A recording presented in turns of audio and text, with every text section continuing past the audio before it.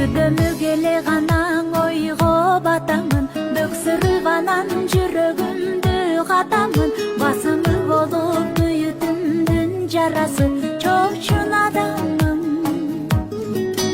Булуп анан мыйга толуп баратам, булган жүрөк сырын кайра жаратам. Булбулуң эми сага кайрылып